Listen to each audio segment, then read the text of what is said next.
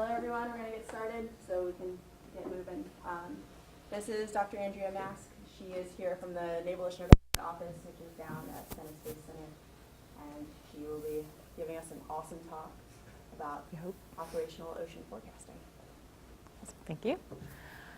All right, so I am actually the branch head for the operational ocean forecasting branch, which is in the oceanographic department at the Naval Oceanographic office. Let's see. Okay, so start off, how many people before I got here had ever heard of the Naval Oceanographic office? I'm actually surprised. A lot of people don't know about us too much. So a little bit of history for our organization. This year will be 185 years old, so we have been around a very, very long time. We started off as the U.S. Department of Charts, Depot and Charts and Instruments. Our original mandate was to go take bathymetry and anything else in hydrography that you might need, so tides, bottom currents, things that would adjust the bottom.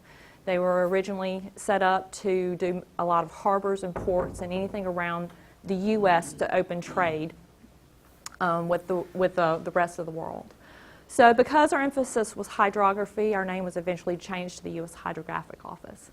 Now, a little more recently, in the 1960s in the Cold War, we started a more emphasis on anti-submarine warfare. So that meant more blue water than what we had been doing. And so because of the emphasis more on basic oceanography, the lab's change was to the U.S. Naval Oceanographic Office.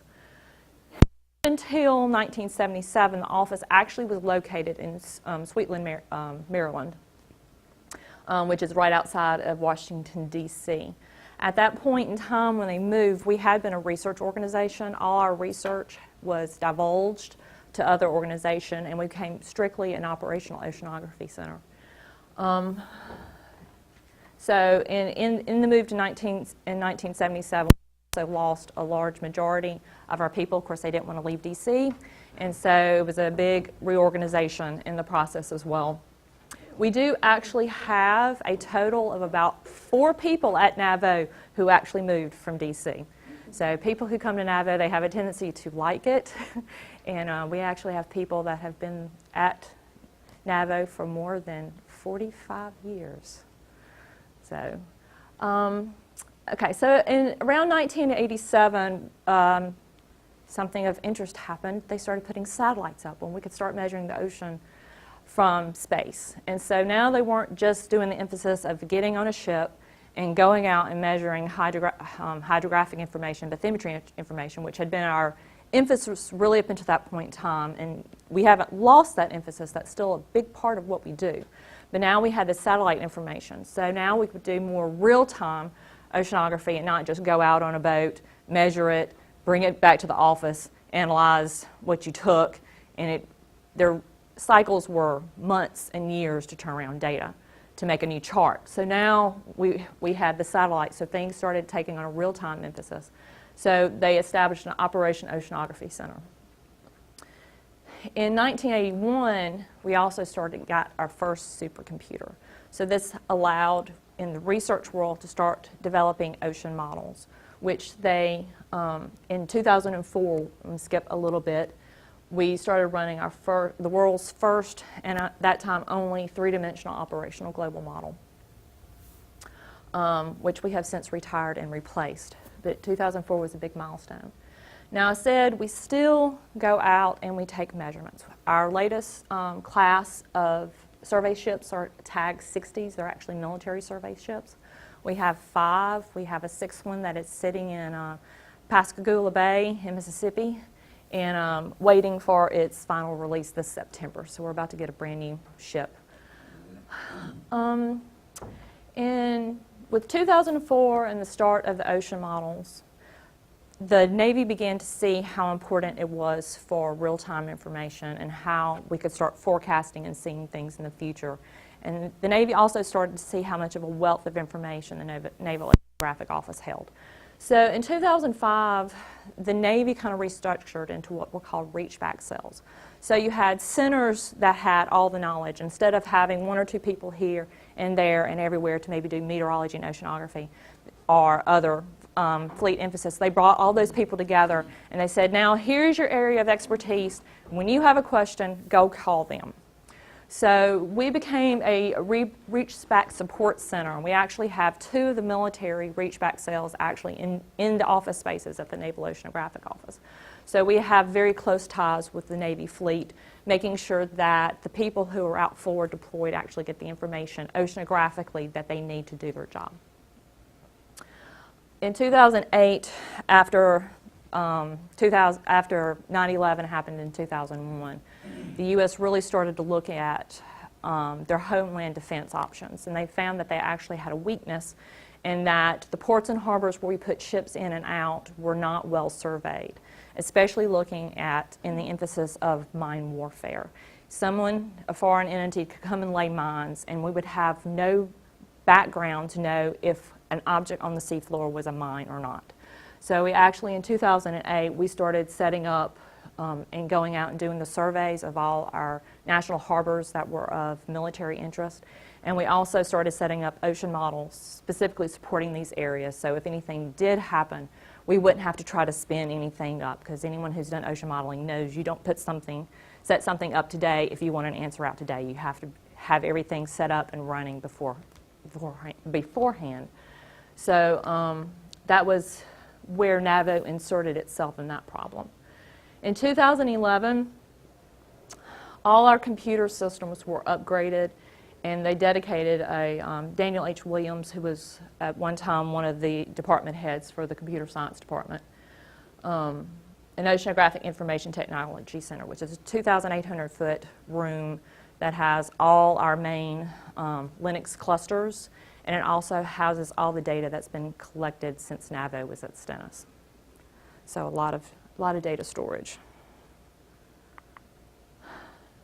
So for the Naval Oceanographic Office, 67% of the workforce are actual scientists. We have a few admins, some technical people that actually go build equipment. Some are just technical professionals, but the vast majority are scientific. And you see the breakdown. Most at least have their bachelor's, and then you start getting more master's and PhD levels.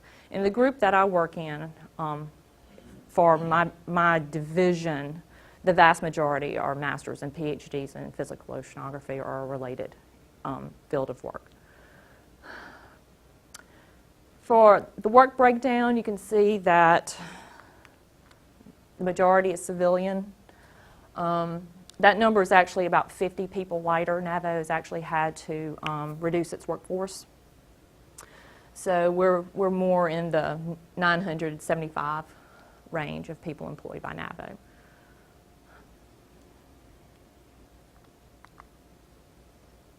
Now, I said earlier that about 1991 we got our first supercomputer.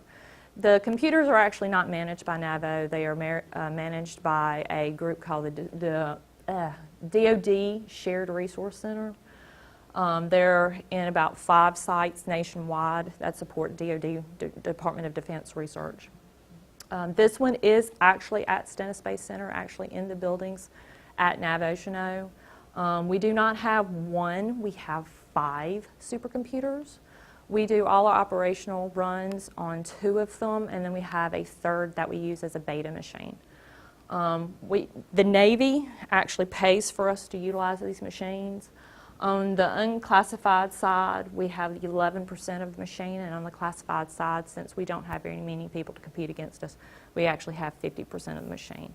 They're run on the classified side because we have some customers that can't easily reach the unclassified, and it also takes in Navy observations that are not freely available to the public.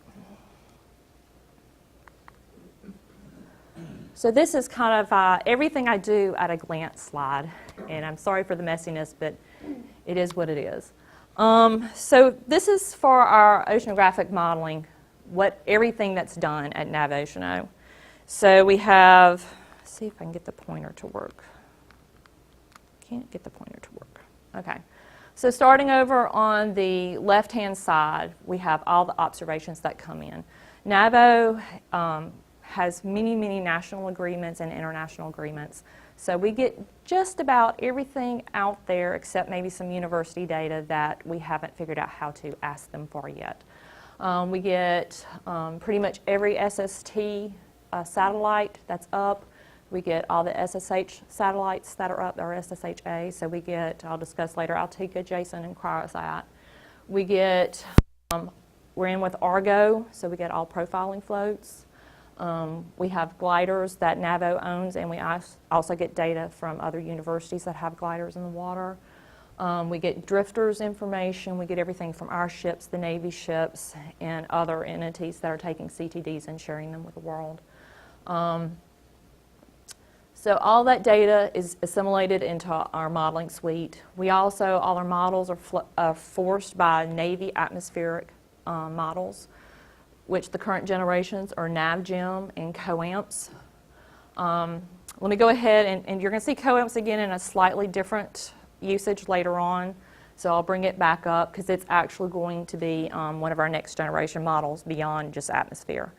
NavGem is the Navy general environmental model. It's a just atmospheric model with a ocean surface is supplied by our global ocean model.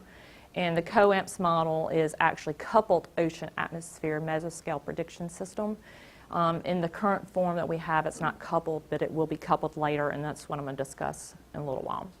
Okay, so our global models, I'll discuss this in detail as we go along. We have a full 3D data assimilating forecast model. This is used for boundary conditions for our regional models. And then from our regional models, which we run the regional models at about 3.7 kilometers, we step down into higher resolution models being 300 to 500 meter. It's the same code as the regionals, just run at high resolutions. And then we can go even step beyond that, and we have like Delft 3Ds to go up rivers. Okay. So this is our current operational system. It's a global HICOM simulation. It is pretty much the software that you can download from the HICOM consortium that's based at Florida State University. The NRL Stennis, who is one of the main lead developers in the consortium, has done additional research and development for the system the Navy actually uses. This data is available through the HICOM consortium and through NOAA. So as you would expect for an ocean model, it forecasts 3D temperature, salinity, currents, elevation to 7 days. We do 7-day forecasts for the globe. The version that we have right now is 1/12 of a degree resolution globally. That is actually what is output. This model does have a tripolar system, so that's higher resolution at the poles. It also has a ice model sitting on top of it that we supply data to the National Ice Center. It's got 40, a little bit more than 40 depths in the vertical, but it's running as a pressure, depth, sigma coordinates. Depending on where you are, it does calculate on the fly what type of coordinate system it needs. That is a HICOM standard. That is what you get with the HICOM system. So it's running with the NavGem atmospheric model that's supplied by Fleet Numerical, which is our sister agency. It's actually in Monterey, California. And the NavGem system runs at a 1/2 degree resolution, and their new version that they're working on, they'll go operational in next year, is 1/3 of a degree resolution. It's fully assimilating, so we assimilate pretty much anything, any data we can get in. In 2013, it replaced what was the first full 3D ocean global model, which was the Navy Coastal Ocean Model, Global Income. And we supplied the data to NOAA and back to the HICOM consortium and a few other entities as well.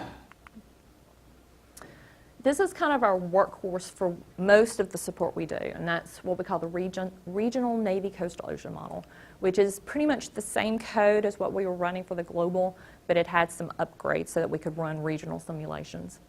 It uses the global HICOM for boundary conditions. Here in the graphic you see we have the global HICOM, which is supplying boundary conditions to the regional. It's one-way nested, so we're only getting information from the global into the regional. No information goes from the regional to the global. So you can see here, this is the Gulf Stream outflow. You can see there are some edge effects because of the imbalances between the two. Like the global model, it's full 3D physics, temperature, salinity, currents, elevation with a 1/30th degree resolution, so approximately 3.7 kilometers. Now, the regional models, because of the atmospheric forcing, we do not get 7 days of atmospheric forcing, so we cannot run these models 7 days. So with the COAMP systems, we actually only get 96 hours or 4 days of forecast. And so that is our constraint for how long we run a system is how much atmospheric forcing we receive. And it's also fully assimilating.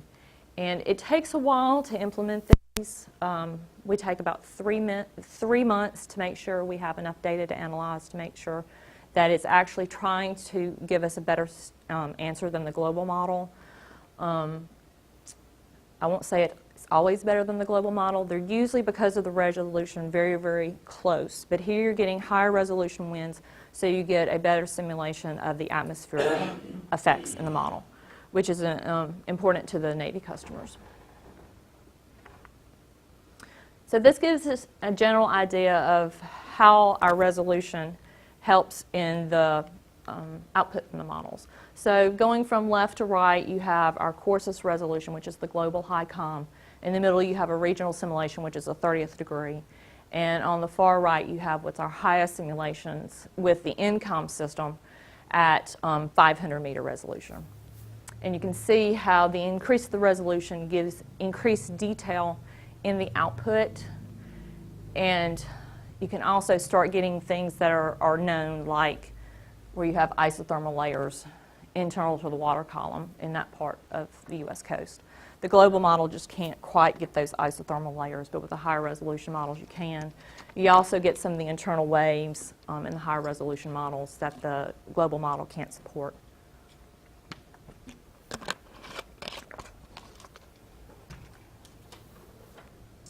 And I was going to tell you, if you have any questions, feel free to stop me, and we'll address them when you have them. So globally, this is how many operational regional models we have.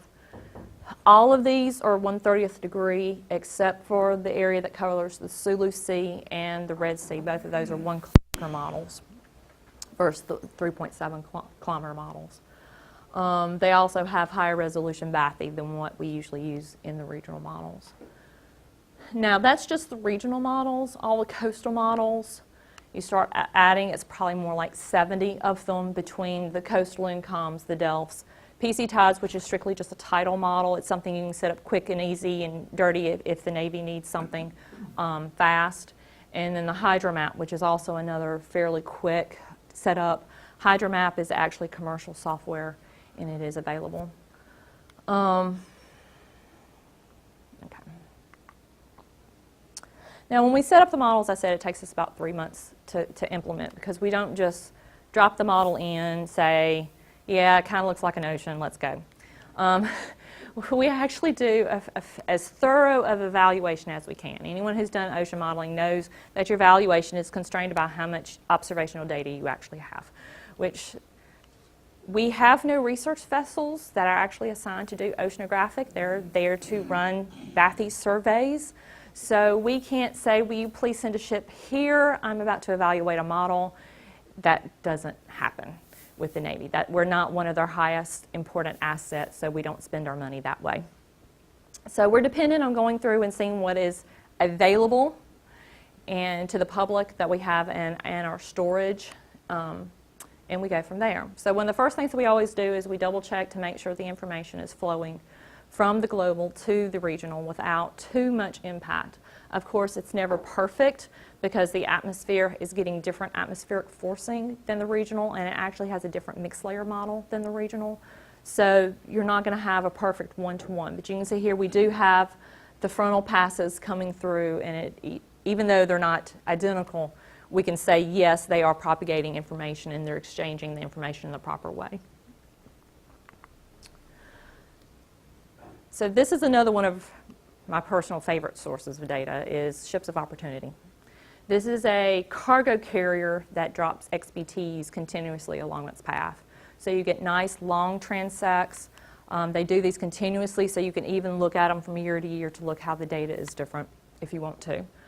So this one is going from New York Harbor somewhere down in the South Atlantic Ocean, dropping BTs. So you can see overall the structure's pretty good. Some of the weirdness you see is just because of the way the software program is plotting the contours. But you can see there are a few problems. Like here you have a fairly large isothermal layer that the regional model doesn't pick up. But overall, the general structure of the model is doing well. Or is it the other way around? The model doesn't pick up what the data shows? Yes, the model is not picking up what the data shows. Thanks. Okay, if I said it the other way, that's not what I meant. Thank you for catching that. Okay. So we also, for US East, for our US East Coast model, have had the luxury in this case of actually having some moorings. We did set up a coastal model in the Chesapeake, but we were wanting to see how good the regional model was there for supplying boundary conditions to the higher resolution model. So one thing we looked at was this, they had ADCPs on York Spit, which is up here in the middle of the Chesapeake. I don't necessarily usually think a 3.7 kilometer model is going to do an awesome job in the Chesapeake, but you can actually see it does pretty well. We're off by magnitude about 2/3, but the direction of the flow in and out as it goes through is actually really, really well. And actually, when you get down into the statistics, which I don't show here, these are actually almost statistically not different between even on the magnitudes. So the title of my talk was Operational Ocean Forecasting. So what is operational ocean forecasting? So far I've just gone through kind of the basics. These are what our models are. This is where we start from when we try to do a forecast. But if you go and you did a literature search out on Google somewhere and said, okay, operational ocean forecasting, what do you get? You usually get 3 things, depending on who you work for. The first one is a meteorologist who writes forecasts for marine environments. That's not what I'm talking about. I have no meteorologists in my group, and we wouldn't know where to start with a marine forecast. Someone who runs a forecast ocean model will call themselves Operation Ocean Forecasters. So yes, running the model is part of what we do, but that's still not what I consider an ocean forecaster. It's really this last one, and we're not the only one who uses this definition.